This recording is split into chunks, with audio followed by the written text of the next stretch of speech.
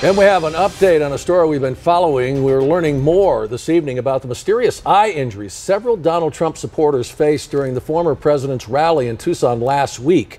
The News 4 Tucson investigators were the first to break this major story, gaining international headlines. Yes, and tonight we are hearing from more victims and even experts about possible causes. News 4 Tucson's chief investigative reporter Horace Nylander is live outside the Linda Ronstadt Music Hall downtown with the latest. Horace.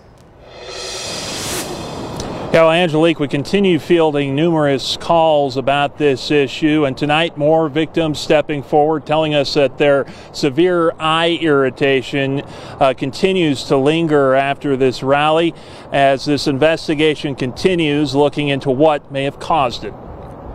Woke up with so much pain in my eyes. My eyes were swollen. Victoria Aguilar is adding her name to a growing list of Donald Trump's biggest supporters who were seated stage right of the former president at his rally in Tucson last week that left the event with pain and irritation in their eyes. Victoria was with 24 other supporters. We've confirmed more than 10 of those supporters experienced eye injuries. That night, Victoria rushed herself to the emergency room. And they asked me what my pain level was, and I said, it's a 10.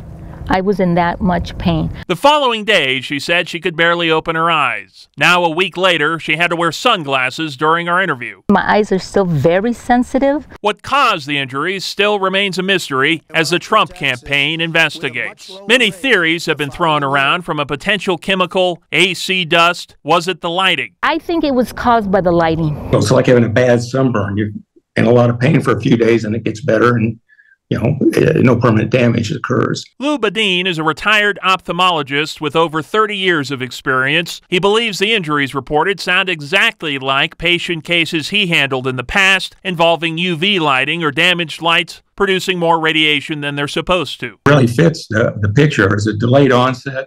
It gets progressively worse first 24 hours, and for 24, 48 hours, it's really excruciating. Then they start to get better. He says with a chemical exposure, he would expect a much more immediate reaction from those exposed to it. All the victims we spoke with started to develop serious symptoms within a few hours after the event. The city of Tucson, which operates the music hall, says all lighting was organized by the Trump campaign. We learned the campaign hired a company called Clearwing to handle lighting. The company's owner told me they did not use any UV lighting and said they used standard TV broadcast products, and suggested the lighting isn't even a consideration because they and many other companies have used the same lighting fixtures at hundreds of events for decades. He says the lights are safe. So far, no evidence has been presented showing any release of a chemical. The U.S. Secret Service says it only became aware of the incident from the News 4 Tucson investigators reaching out, and that there was no known threat to former President Trump.